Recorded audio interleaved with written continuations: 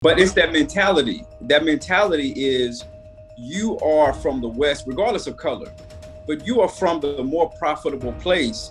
And it's almost like I'm entitled because look at me, I'm from Africa. I don't have anything. I can't do anything.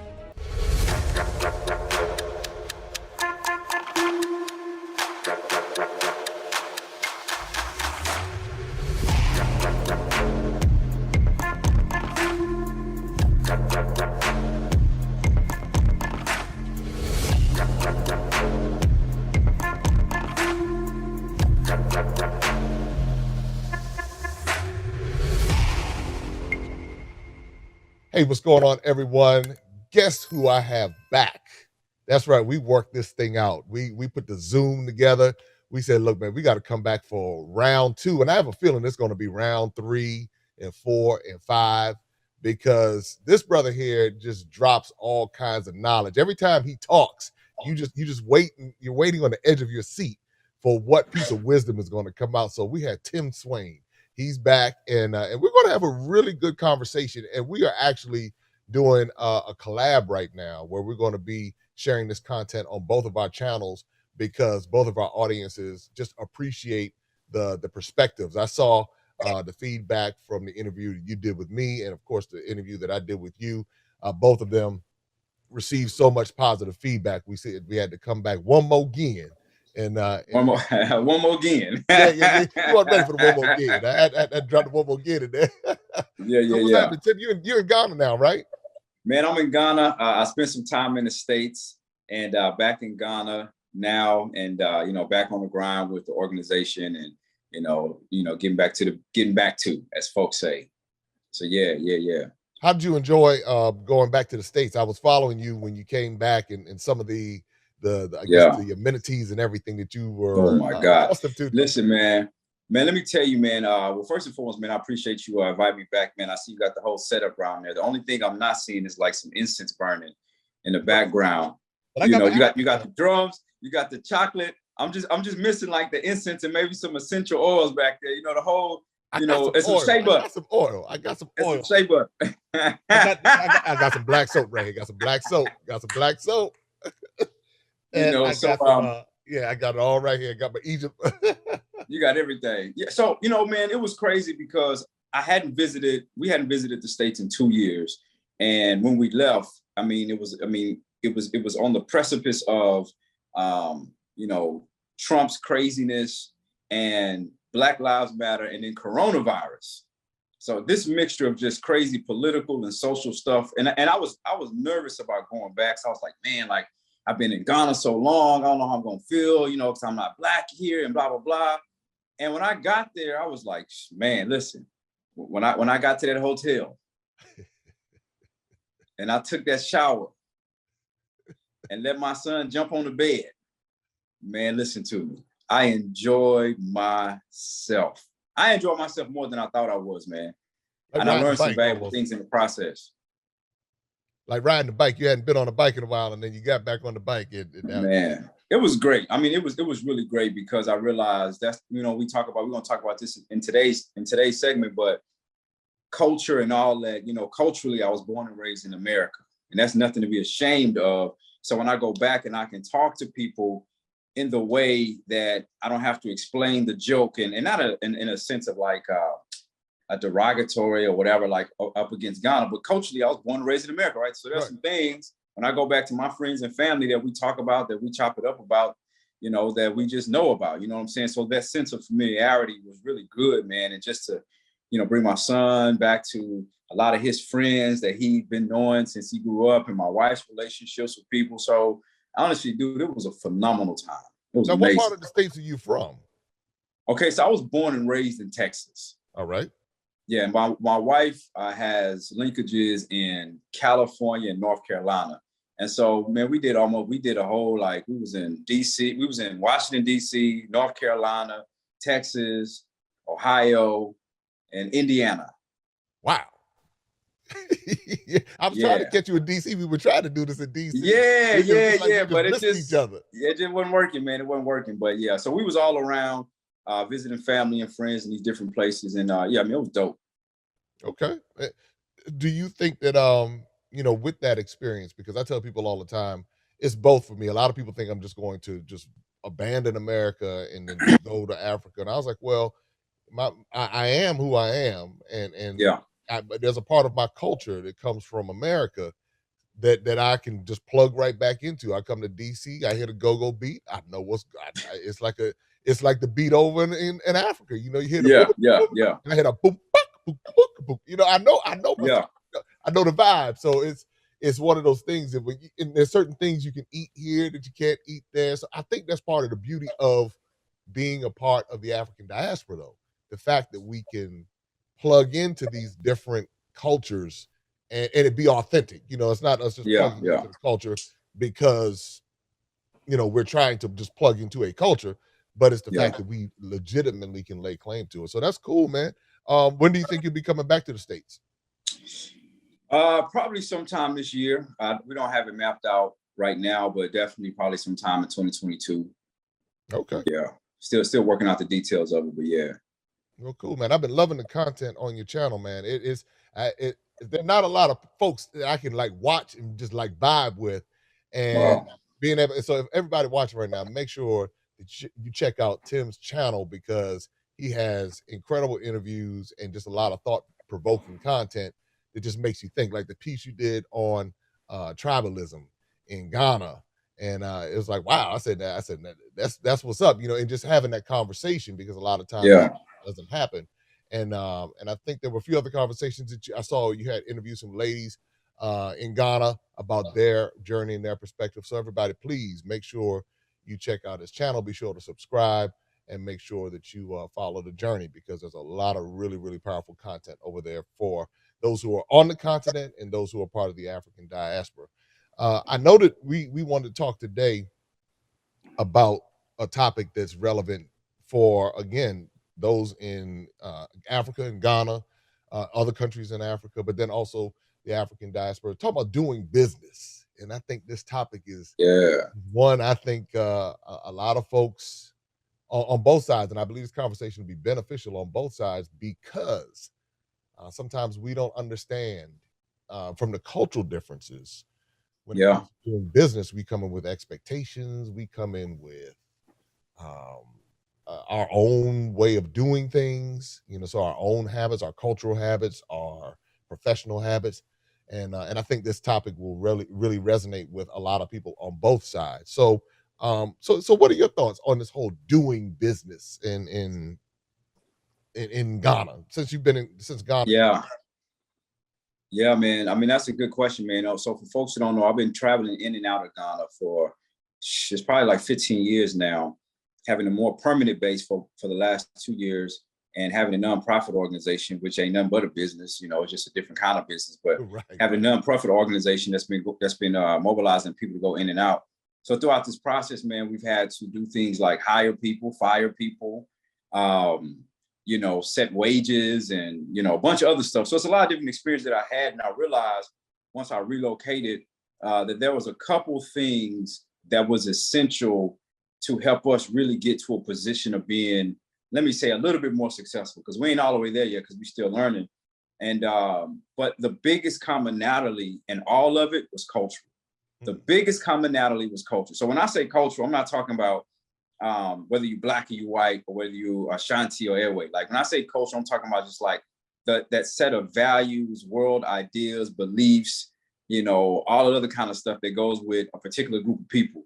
And so when we start looking at stuff, without getting into specifics right now, the main thing that I saw that could really propel us to be successful here in Ghana in particular is when we learn more about the culture, we could really learn how to mitigate the challenges that come with fusing these two worlds, like a Western world and then what some researchers call like primal worldview, but like this, this African world. You know what I'm saying? Yeah. And what are some of the, I guess, some of the challenges that you've experienced? Then I'll share some of mine in the process of fusing these cultures. That's what I hear you saying. Yeah. Hey, as they say, the challenges are plenty. But folks love that accent, though. Folks give you your props on that Ghanaian accent. But the crazy thing is that we talk about challenges, I think one of the biggest challenges is, without trying to get real deep, but one of the biggest challenges is the lack of understanding each other's narratives. For example, in Ghana has a history of colonization that is still prevalent in the ideology today. That's a fact. And one of the ways that is represented is when there is a notion of the Ghanaian and then the other, right? Even in a word like foreigner, right? It's like you are Obibini or Obruni. You're a black man or a white man. Okay. So sometimes there's no in between, right? So when the idea of what it means to be a foreigner comes into view, right? It's this person that's coming from the horizon, the other side, with all of these resources that's unlimited. And what happens is it creates a kind of relationship with the person to where, like, listen, I ain't got nothing, so I'm gonna take what I can from you. And so what we realized was, when we came, yes, we're coming into an environment where we have a certain level of privilege, just because, they don't get it twisted. It ain't like we came from America with a silver spoon in our mouths and we just got unlimited money. We got jobs. A lot of us got debt. You know what I'm saying? But we don't work hard for what we got. Yeah. But we come here, and culturally, the way we're seen a lot of times is a person that is just an objective to be exploited. But that is the result of that colonial mindset that's set apart, right? The foreigner, the Westerner, that's like way up here versus me, I'm kind of down here. And that manifests itself in all kind of things, man. Just everything from pricing to other kind of stuff, to even perceptions about,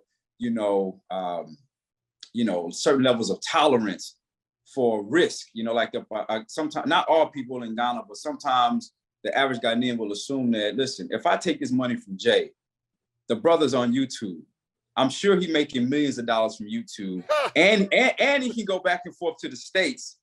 So if I take 1,000 CDs from him, it's a drop in the bucket.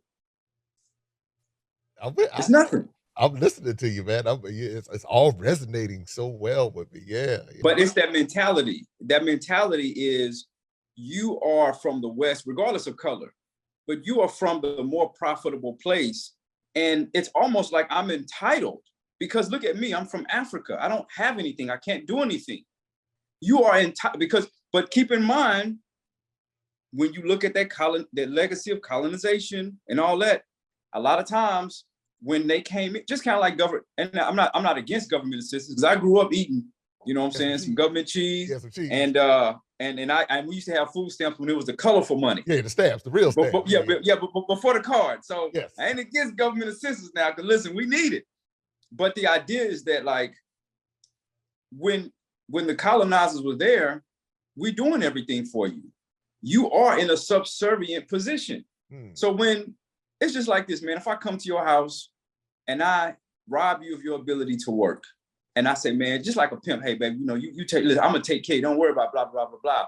And then I leave and you get used to that sense of support, then somebody else who comes along who's in that same kind of level of figure, you're gonna act the same way towards them as the pimp that left. And so what colonization, and keep in mind, we're talking about March 6, 1957. Yeah. That was like not a long time ago. Yeah. When the colonizers left. So that legacy is still there. And I think that what you're saying is, the crazy thing is, I'm trying to be careful, but what happens on a micro level is only representative of what's happening on the macro level. Yes. And one of the things I think about is, oh Lord, I mean, hopefully this don't come, hopefully this don't come back to me. But man. I see you dancing. I am, man. But the thing is, I think you can make a critique without, like, just being biased and whatever. So here's what I'm about to say. Yeah, just say. Let's take, for example, the Year of Return. Okay. Which I think was a phenomenal effort. And it galvanized thousands of people from the diaspora to reimagine themselves having a relationship with the continent, particularly Ghana.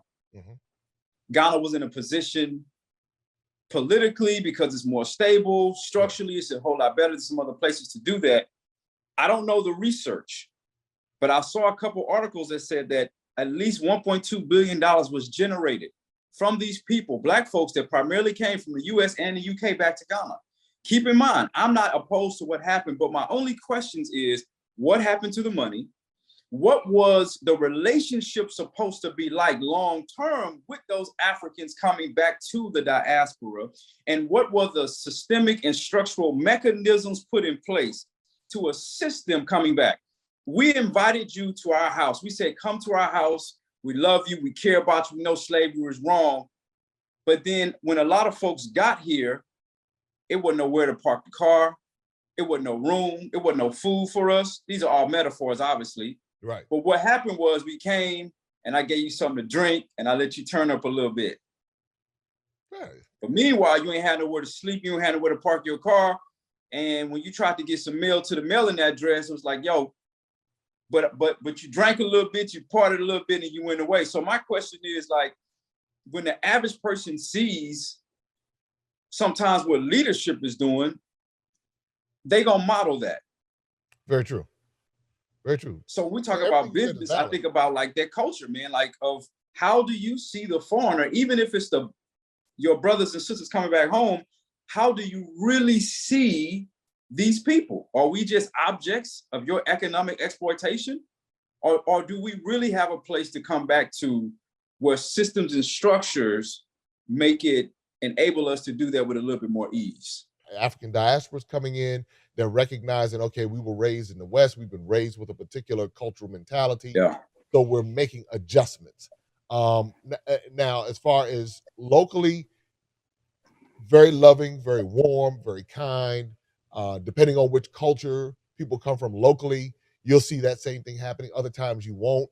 But I think we're all in this adjustment phase. And but to your point though, it does make you wonder. Okay, you invited me, so now what's in place? In order, how do I make this transition? How do I go about? I always joke. I said a visa process would be a good start. Listen, but that's it.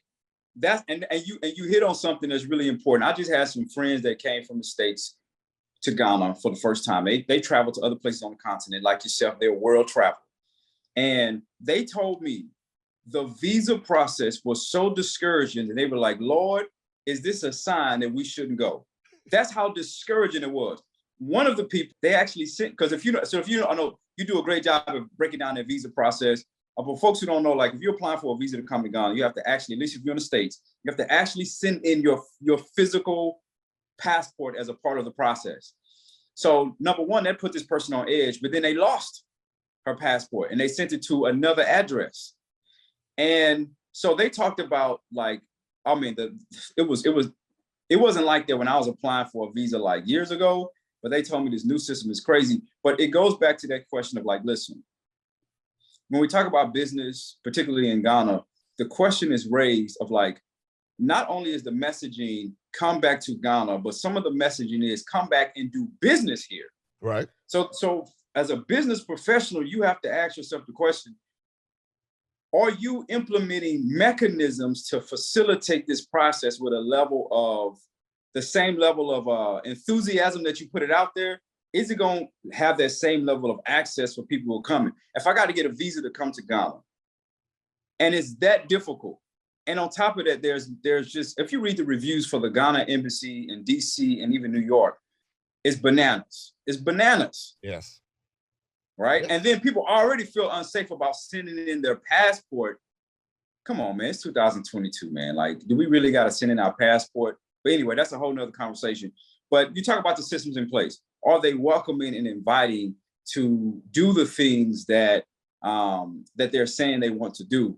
And I think that the other thing I'll say real quick is, we have to be able to, and there's a couple of tips I want to give just for people doing business, particularly here in Ghana, like specific stuff you can start doing right now. Mm-hmm. But I think about long-term, the question I have is, how is the foreigner still perceived? Is it just a business one-off transaction? Because remember, we talked about in our videos that somebody will shoot themselves in the foot and charge you, 5,000 CDs for something that's really 500, not thinking that, this dude may be a repeat customer. And he may bring his friends and his other friends. But now let me get as much money as I can from him right now, because I don't really care about what happens tomorrow. And I think about the year of return, and I don't know, but I'm asking myself, was that mentality the same thing of like, let's get this money? But what about long term? They want to move back and this, and I don't know, but let's get this money right now. I don't know. Well, for some people, for sure, absolutely for some people, that's the hustle mentality we have here in the States. You know how folks hustle. You know how they we got to get this today, and a lot of people, and of course it's not everybody in Ghana or different African countries, but a lot of people are surviving for today. So that's a part of the culture. It's like what I eat is what I kill, and so if your resources are what I happen to kill today, then I can survive until tomorrow. And so, and it's like, wow, we got all these people coming. Let me get what I can right now, because I've never seen this influx of people coming with these resources. Let me, and then I flip the script. I say, if it were me on the other side of that, how would I, what would I do if I were in those shoes where I had to survive and had to make things happen for the day, and I don't even have the wherewithal or the foresight to be able to say, repeat business, because a lot of that comes with business training. Ghana's moving in the right direction, and I think I was looking at some research on Dubai, and I was just so impressed. And I mean, you can't compare Dubai to Ghana, because it just leadership wise, it's monarchy or something like that, right? The leaders in place. So the whole family's been ruling this place for years. So it's a different political structure and stuff like that, as opposed to serving for 4 years, then you're out and another party comes in or whatever. But the main thing I took away from watching a couple of these documentaries about Dubai, number one, it was a long-term vision that exceeds your lifetime, having a long-term vision that exceeds your lifetime. Then number two, having the best and the brightest to put the fundamental structures in place to facilitate that vision. When you look at how much private contractors and world-renowned whatever they done brought in to put Dubai on the map, having one of the world's tallest building, which is the Burj Khalifa, and like just they extended the sea. It's bananas, right? Like for nothing else, they get like not just the A, but like an AAA plus, and they wanted it to be this tourist hub, and now it is like this tourist hub. And yes, there's some downsides to every society, but I just thought about the power of vision and the power of putting the right people in place so you have those structures and mechanisms in place. And I think that there's a couple things that I believe could be beneficial as a result of this conversation, Jay. I think it's really talking about some things that we've experienced that some Ghanaian businesses could do better to really think about how to have those long-term relationships, which will end up in profits. And then what people can do who are coming in from the diaspora, some things that they can do in terms of business, like some real things that we, you probably got a whole lot more game than I do, but like those real things that they can do right now to help set themselves up for success. I didn't even know I had certain expectations until they hit me in my face. Like, I didn't know that I had like this expectation of like, I know better than you. I didn't. It was till like my third trip to Ghana. But the way it manifested itself is in a couple of ways. Number one, how you share power with somebody. Okay. And how you relinquish responsibilities and delegation. Okay. That's how it shows up. If you got to do everything, and you got somebody in a position of authority and you can't trust them or whatever, you know what I'm saying? A lot of times those issues show up like that. But I learned some valuable lessons, and I learned about, I think the other thing is just like wisdom. Just like, one of the main things I learned in terms of doing business, particularly with hiring employees, is 3 things: hire slow, train well, and fire quickly. You know who that sounds like, right? You say what now? You know who that sounds like, right? Who's that? It sounds like your boy Dave. Oh yeah? Yeah. We'll talk about Dave a little bit later, but yeah. But you're right. Break that down though. Break that down a little bit more so people understand. So for example, if I want to hire somebody for a project, the first thing I'm gonna do is I'm gonna put it out there. First of all, I'm gonna go to my network. I'm gonna say, who that does XYZ. And if I can't find nobody in my network, I'm gonna put it out there just like a regular ad for a job. For me, I like to lay everything out. And I'm gonna say specifically, this is what I need. Please do not email me unless you're gonna email me your CV and you have at least this many years of experience. And inevitably people email me stuff like that, I just ignore. So if you're watching this and I've ignored you because whatever, it's probably because you didn't follow my directions. There it is. That tells me first and foremost, you don't follow directions. There it is. So the people that I see that's kind of cool, I chop it up with them, have a conversation. I give them a small project. Now this takes a lot more time, but you get to filter through the BS a whole lot easier. Yes. I give them a small project, see how they manage that. Do they show up on time? If I give them criticism, do they get defensive and okay, all those are red flags, so I'm not going to invest in more money in you. I'd rather learn a 100 CD lesson than a $100,000 CD lesson. $100,000 CD lesson. Yeah, $100,000, 100,000 CD lesson. So, yeah, hire slow. Give you a small project. I give people multiple interviews. The first interview, they don't even know they're being interviewed. The first interview starts when I tell you to send me such and such credentials. That's the first part. The second part is when we chop it up over the phone, I want to know how much it costs to do this business. And if you can't give me no prices for your business, it's a red flag, man. That's a red flag. Yeah. Train well. I realized I didn't realize that I had to train people things like when I work with certain teams, like when I'm out, like I don't have like a big brand, but it's like, my brand is really about like my character. That's really what it is. Yeah. And so, for example, I had to put in some of my team, like policies, don't throw trash on the ground when we're out together. Because you misrepresent me. The brand, right. And I got videos talking about sanitation and about, like, I can't be out here just and we all out here and we throwing no, that's not how I do. I don't care about nobody else. Yeah. But that's not what I do. So I had to put in writing things that I thought was just common sense. But I had to put these things in writing and train them on this is the way I want it done. I don't know about nobody else. Ask your questions so we can be on the same page and then fire quickly. Last thing I'll say is the way that white guilt works, where sometimes you overcompensate for things that should be addressed, right? I think sometimes maybe I'll call it O'Bruni, guilt, where it's like I had people do stuff that was like, no, that's not right. But I was like, this is Ghana. This is the way we do it in Ghana, man. Even to the point where I know y'all gonna be like, yo, Tim, you just tripping. But I had somebody steal from me. It was a little bit. So I was like, we talked about it. And I should have fired the person. That's just me being foolish. If it was like less than one CD. Long story short, listen, brother, that one CD turned into 10 and eventually they took my phone and everything, man. So when you see something happen after you've explained to the person, this is how I want my company ran, and you have to write out policies. I know in Ghana it's very loose, it's whatever. No, write everything out. Tell the person, listen, Tim, you came 30 minutes late today. I'm gonna write you up. So when you finally fire that person, they know why they're being fired. Hire slow, train well, and fire quickly. And that's why you got to have multiple people that do multiple things. Because unfortunately, you're going to go through that process a lot with people, man. You're going to fire a lot of people that, they just don't get it, man. And they see you as, they just don't get it, man. But I go through the same thing in America. It's the same thing with the different businesses. I had a sister working for me. At a car lot, and so she was the office manager, and she got real slick with that thing, and it was I had to say, yeah, buddy, you.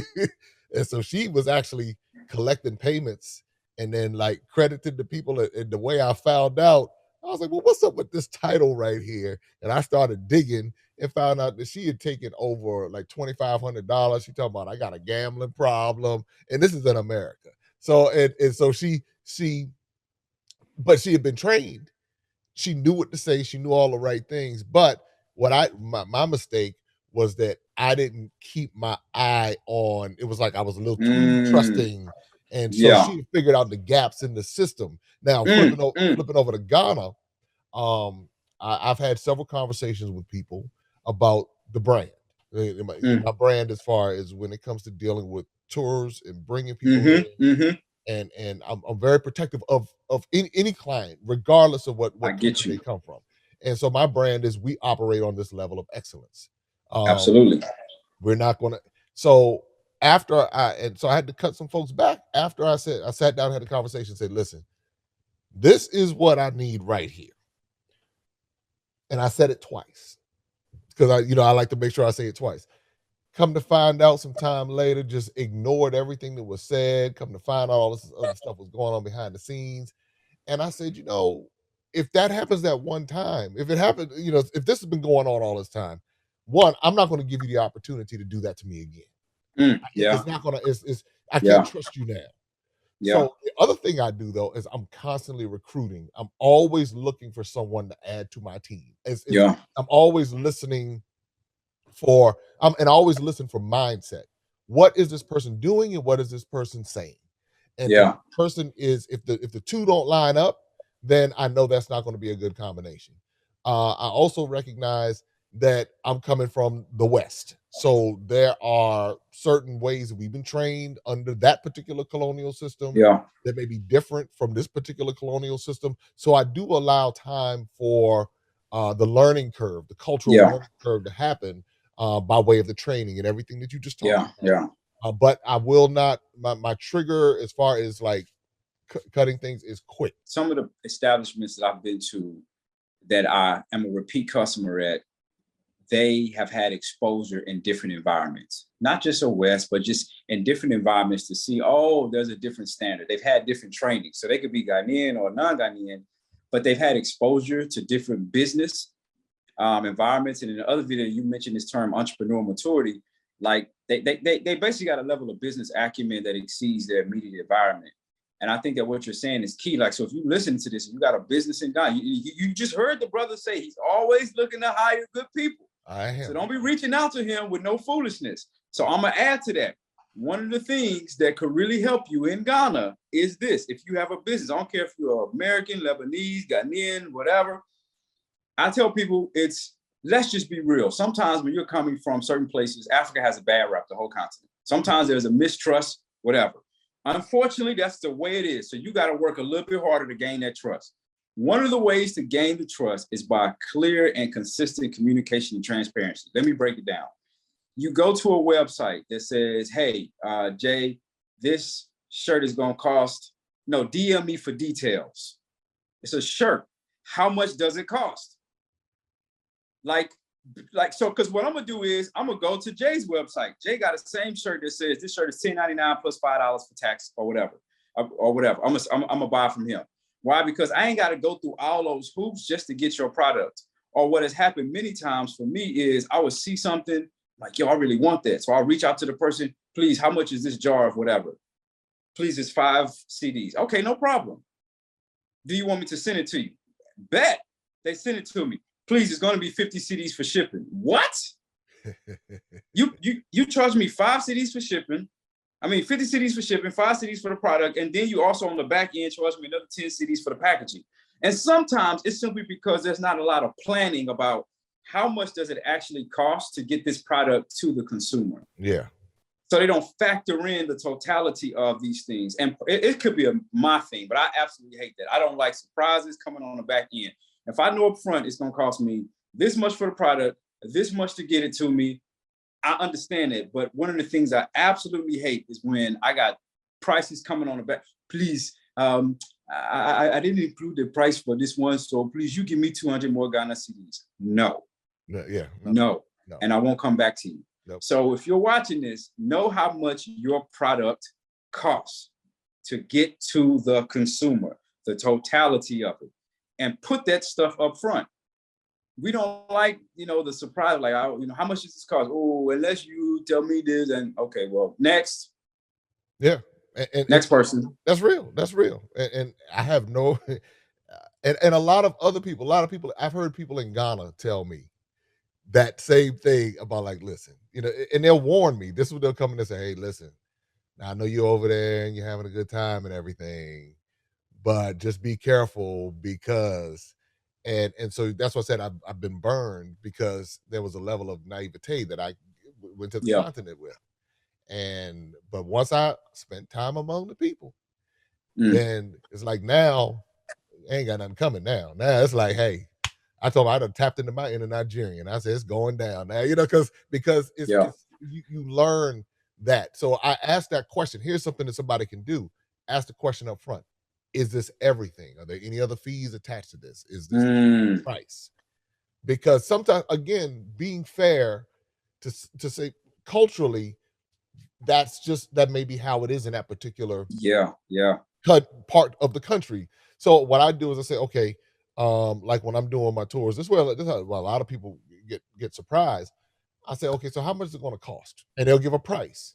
And I said, now, does it include the fuel and what all is involved? What comes with? Give me everything, that taxes, everything. What is the rock bottom cost going to be?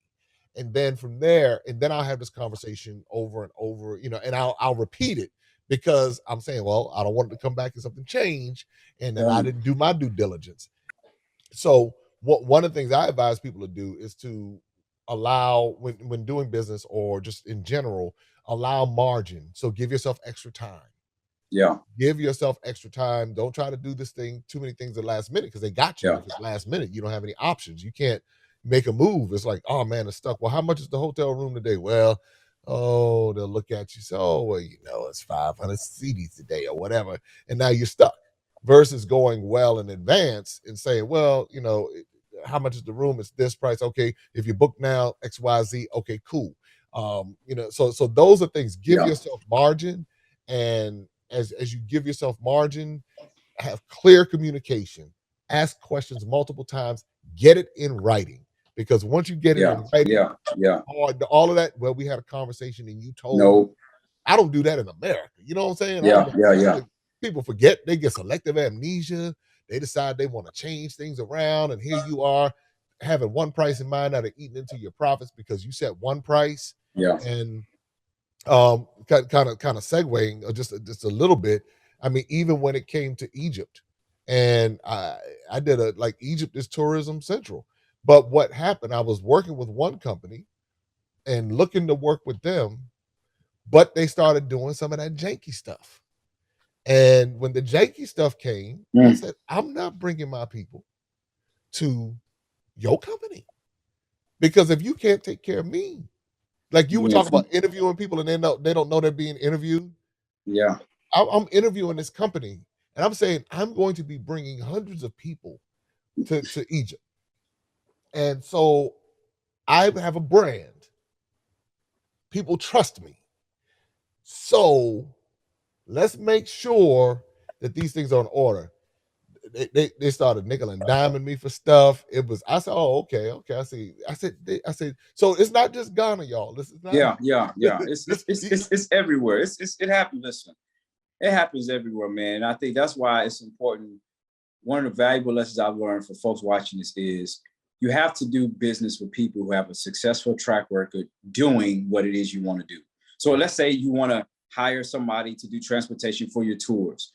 You got to know who has done this already at a level that I want it done, and not, this was my problem. And somebody who's done business a whole lot more than me may already know. This is elementary for them. But for me, it was like, I was giving people too much of the benefit of the doubt.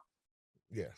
Because I felt like I was being mean, because I was like I want to give you, I want to help the local. I want to listen. No, if I give you a resume for a job for IT, but all my experience is in a basic customer service position, I don't have the skills. It don't matter what I want to do. I don't have the skills to do this IT job.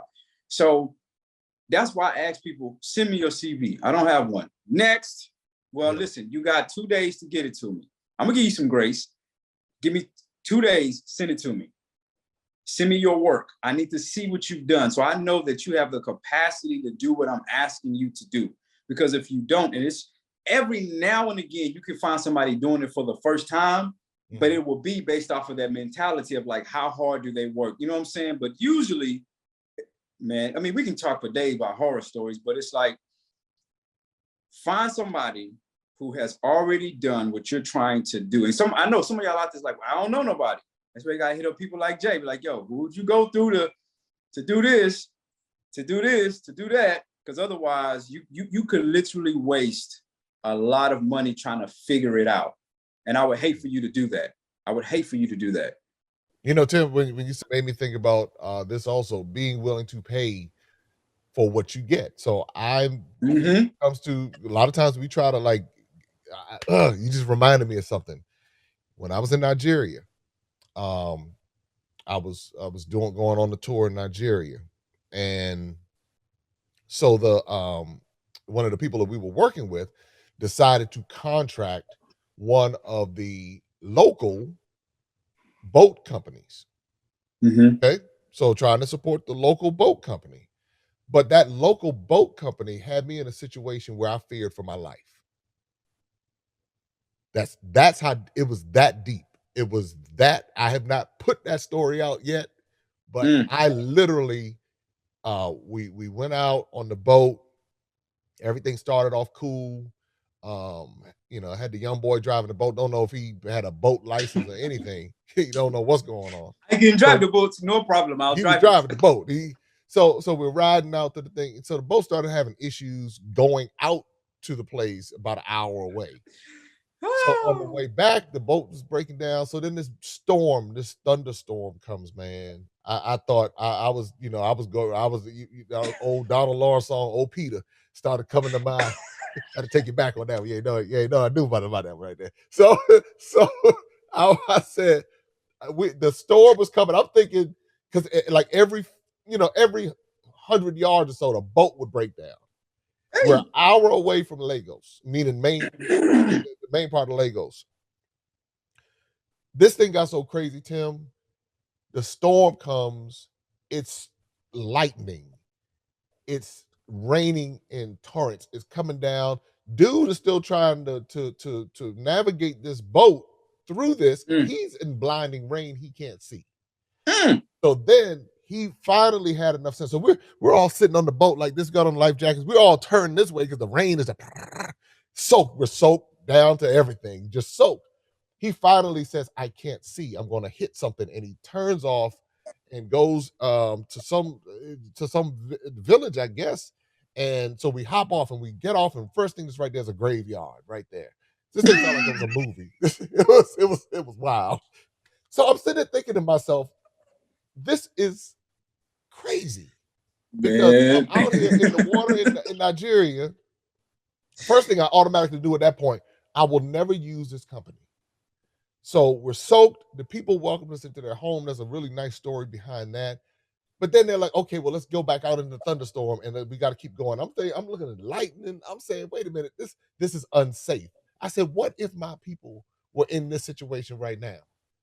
And that's why I always go on the tours beforehand. Lawsuit. I said, lawsuit, 1-star ratings, all kind of stuff. But Or death. Worst case scenario, death. Somebody dies. What I thought, because I literally feared for my life, because I was like, okay, we're out here. I get struck by lightning. You're not supposed to be out on the waterway after hours. I'm in Nigeria. All of this stuff is going through my mind. Yeah. And I said to myself, because the person, really what was happening, because the person was being cheap. I'm trying to use the local. No, they were trying to hold on to as much money as possible out of it. Yep. And I'm saying, pay for the quality. Pay and I had to vet a lot of transportation companies in Ghana because just the quality wasn't there. So I've done tours by myself to see the quality of the transportation. I've seen it. And so because of that, I encourage anybody just to kind of bring that story home. We made it back safely. The owner of the company was there. We apologized for the inconvenience.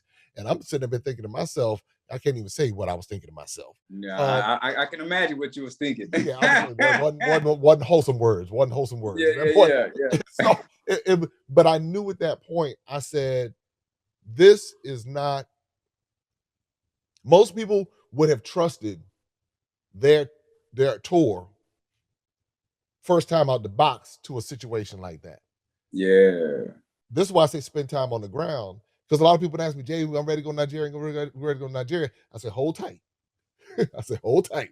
Let me spend a little more time in Nigeria. I'm going to take you to Nigeria, but I want you to have the best possible experience because Nigeria has so much to offer. But I'm not taking you on that boat. I'm not taking you down that road. So I had to go through that. And sometimes that's part of the growing pains of business. You have to go through certain things. I've had situations like that, not quite to that extreme in Ghana, but with different transportation companies not showing up. Got scammed by one. They had the little thing on Instagram, and sent the money in. They never showed up. So so you go through all of this stuff and you learn these different dynamics, but it didn't stop me from doing business in Ghana. It didn't stop me from doing business in Nigeria. It didn't stop me from doing business in Egypt. It hadn't stopped me from doing business in Tanzania. It hasn't stopped me from doing business. So this is not for you to feel as though you can't do business. It's just a matter of understanding that you're going to go through drama. Like I told you, the lady stole from me in America. People try to destroy everything I built in America. So once you understand you're in business and you're dealing with people who see you as a resource either way, whether it be America or South Africa or whatever, they're going to see you as a resource. And once you understand that, then your posture, when you go in, you can approach it differently and know there's a learning curve. There's a due diligence period. And just like a lot of things that I have going on in Ghana right now, there's a due diligence period. A lot of people don't have the emotional stamina to deal with that period. They said, well, I can't do it. It's just too hard. One of my dreams is like, my first love is actually animals. So my first major in college was zoology. And so I went to the zoo here in Ghana, and I said, man, if I had the money, I would literally buy the zoo, and just because all the land we have is ridiculous in Ghana. I mean, it's ridiculous. Yes. And I would turn it into like one of those, like something you see like in Kenya, South Africa. A reserve, right? like it would be phenomenal. Just but like free. You said, the opportunity is here. And as you said, you follow the dollar. They calling this the third scramble for Africa. That's what they call it. This third scramble, because you have so many people realizing that, number one, there's a shift in terms of an ecological shift from fossil fuels to, renewable energy. Where is that coming from? Right here in the continent. You also have a shift in terms of populations that are becoming, the workforce is becoming small in certain places. So places like China, the workforce is coming from here in Ghana, right? So the reality is you have cheaper labor that's here. You can actually pay someone a decent wage where they can live their life, and it still be a significantly cheaper wage than paying a U.S. employee. Absolutely. So the opportunity, and everybody said, and the last thing I'll say is, because I know you got close, people say, man, what opportunities? Everybody always talking about this money, these opportunities. If you think about, if you're watching this in your room or your house or at your job, just look at all the stuff around your room, your house, or your job that somebody had to pay for, from the curtains to the bricks to the AC to the fans. And it's the same thing here. And when you bring your expertise, the good thing is, if you're used to doing business in Ghana, if you're used to doing business like Jay, you got all this experience, you can come and you don't have to reinvent the wheel. You just set the bar just a little bit higher than your competition as you're learning and growing. And you can do it. And I ain't gonna say, and I listen, Saints, I ain't saying it's gonna be easy. Now, I'm not saying 2 months. No. But the question is not whether or not it's easy, but is it worth it? And I unequivocally, without fear of reservation or hesitation, I honestly, wholeheartedly believe, yes, it's worth it. Get your money together now. Get your money together now. That's a whole nother video. The financing options, particularly here in Ghana, they're not there. But right, it's worth it.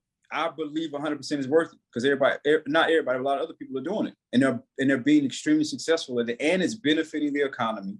It's helping people get jobs to take care of their families. It's providing services and products that people generally need, want, and like, and it's making an overall impact. So why not, like you said, us be a part of that? Because we got a lot of skills that I don't think we know about. We sitting on a lot of skills and a lot of money, particularly from America. Skills, sitting on money. We could. And even I think about somebody who might be living on Social Security in America right now, struggling. They might be in New York or San Fran or DC or Boston or San Jose or San Diego, it's struggling. But they might be bringing in $4,000, $5,000, $6,000 a month. Now that's kind of high Social Security, but let's say $3,000 a month. So that's some good Social Security. I want that Social Security. Yeah, I had to dial, I think, back a little bit. I was like, ooh. So, but let's say on the high side, they're bringing in 3 G's a month. Yeah. If you now go to Ghana, and I'm using Ghana because it's great. You're there right now. We spend a lot of time talking about Ghana. You take 3 G's a month to Ghana. Now, I'm not saying go live in Trisaco, Okay. No, you ain't gonna make it in Chisago, but make it in Chisago. Like Beverly Hills, But you can live nicely. I'm trying to tell y'all. Really nice. You can, I mean, house help, cooks, driver. Please go and get my food. Listen. Folks wonder why, man, what is it about? Because you can live on a level in Ghana and other places. I mean, I'm just saying Ghana because we're talking about Sierra Leone, Nigeria, because of you by what's minimal in America.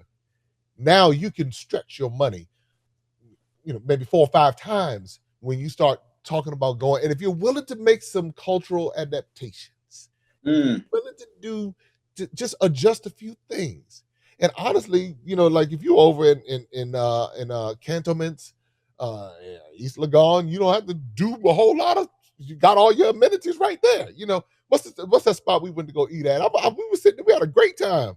With, over in East Legon, the lounge. Yeah. I was like, man, and the food was great. The culture. I mean, it's one of those things that here's what I hope people will do is allow themselves exposure to something other than America. You're not betraying your ancestors in America by going else. You're not betraying anybody. What you're doing is you're honoring them because you're now expanding your horizons. They bled and died so that we would have the opportunities to go and do all of these different things. But we put ourselves in a box because we're like, I don't want to go there because my ancestors, you got ancestors on the continent that bled and died on the continent.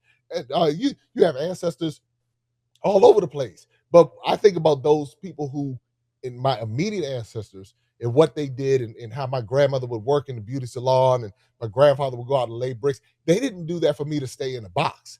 They did it for me to be able to have opportunities that they might not have had. So when I'm able to travel the world, that's in essence honoring them. When I'm able to go and bridge gaps and have conversations and do different things, that's honoring them. So there's no slight, no betrayal to anyone in America. It's not dissing my folks in America. If anything, it's my love for my people in America.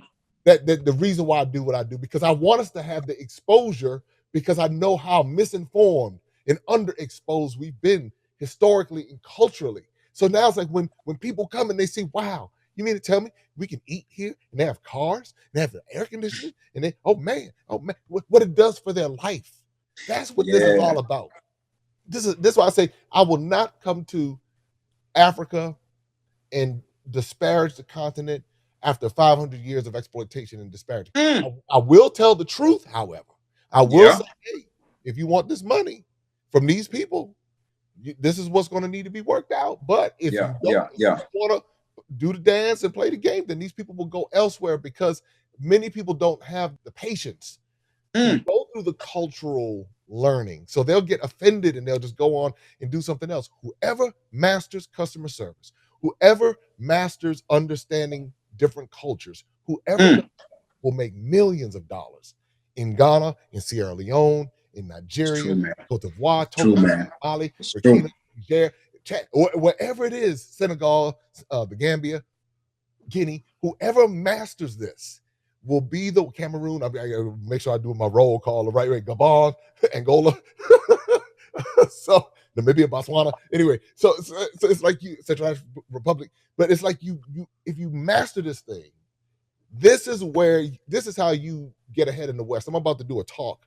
of how people on the continent can take advantage of the West, because there are ways that there are people who you can be sitting right on your computer and take advantage of the West. So I'm gonna do a talk about that. We'll come back and talk about that another time, Tim. But man, I enjoy our conversations, man. We gotta figure something out. I don't know. We gotta figure something. I've been thinking, man. We definitely gotta figure something out, man. But you dropped a lot of gems, man. I appreciate the opportunity. I appreciate what you're doing for the continent, for the people. I know it's transforming lives just to get here and see with their own eyes and taste with their own mouth and hear with their own ears.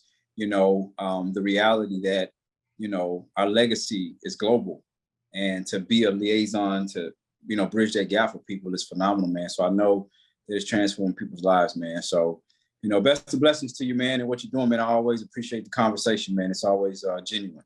Likewise, man. And I appreciate what you're doing. I appreciate your sincerity. And I appreciate your willingness to be on the continent where people can actually see, and your interviews are powerful. I mean, you're bringing topics to the forefront that we need to have, and they're real conversations. And I mean, every time I see something new pop up, I'm like, oh man, what Tim talking about today? What's going on? And so just know I'm plugged in. So I'm one of those people who await your new interviews. And again, it's good to be able to see this. And I would love for us to be able to connect with other people from the African diaspora, but as well as those who are on the continent. And you know what I would really love to do? I would love to talk to some white folks from Europe. Yeah. And have a real conversation with them. So that because sometimes even they're misunderstood. You know, many of them know what happened and are trying to, not from a savior complex perspective, but they're actually trying to do some bridging of the gaps as well, as much as they can, because they know the cultural sensitivities, and they recognize that there's a limited amount of what they can do. But I would love to be able to have a real conversation, not a politically correct one, not one where everybody's walking on eggshells and all that kind of stuff, but where we can just have a real conversation. So if y'all know anybody out there who's willing to have that conversation, I would love to do that. I'd love for you to be a part of that too. If you you got me thinking, like, do I need to know any folks? I know some white folks, but I'm like, who? Anyway, it's I think that conversation. Yeah, to have that conversation, because I think that conversation needs to be had also, because we need to have it, cross-culturally within the African diaspora. But I think that there are, because I know that all white people are not out against all black people. I know that. I do, because white people helped to raise me on many levels in my life. So I know that that's not the case. And they didn't even do it from a savior's perspective. It was just a genuine love for me. So I would love to have that conversation. So if y'all know anybody in any of these countries that have an appreciation for the African diaspora in Africa and the true history, colonization, all that stuff that really occurred, and from their perspective, I think that would be a great conversation. So y'all put that out there in the airwaves, and we would love to make that connection. So, all right, Tim, man. Well, look, all right, we're gonna wrap up this episode, but I believe that this is just the beginning of many more, and listen, everybody, just be sure to subscribe to Tim's channel. What's the name? It's Mr. Tim Swain. See, it's Tim Swain. It's Tim Swain. I think it's Tim Swain. Okay, but on IG, you're Mr. Tim Swain. Yeah, that's because the Tim Swain was taken. Yeah, to see Tim Swain, the other Tim Swain got there first, right? Yeah. So Mr. Tim Swain on IG, Tim Swain on YouTube. And then for those who are watching, obviously, Maximum Impact with Jay Cameron, that's where you can find me, and at Jay Cameron Official on IG, and be on the lookout for more collabs like this. And until next time, take care. Be safe. Open up your eyes and see all the fun and mystery. Take an African adventure with Darren and Destiny. From the mountains to the shore, so many things to explore. Take an African adventure with Darren and Destiny. The Adventures of Darren and Destiny. And Darren and Destiny are twin brother and sister, and you go on their adventures throughout the African diaspora, meaning so African diaspora destinations, primarily focused in Africa, but we go to South America, we're going to go to the Caribbean. Their first book is going to take you to Ghana, and then we're going to go on a safari, and from there we're going to go to Ethiopia, and then we go to Salvador, Brazil. And what the goal is to be able to inspire curiosity in the continent of Africa, in our children from a very young age, and to really tell a more accurate story. Most of our children are exposed to negative images, late night infomercials about how bad things are, everybody's sick, everybody's poor, everyone's uneducated, but that's simply not true. So what Darren and Destiny and their family do is they go to different African destinations. They're learning about these different places. You're beginning to see positive images, but still telling the truth. I mean, that's the important thing, to tell the truth about some of the things that have occurred. But it's all done on a children's level so they begin to understand it. And it begins to pique their curiosity. They begin to learn more. And hopefully one day they will want to explore and visit the continent of Africa and its many countries. There's just so much that Darren and Destiny are able to do, and as they're doing it, it's like they begin to open the minds of a new generation, and they don't get bombarded and indoctrinated with negativity.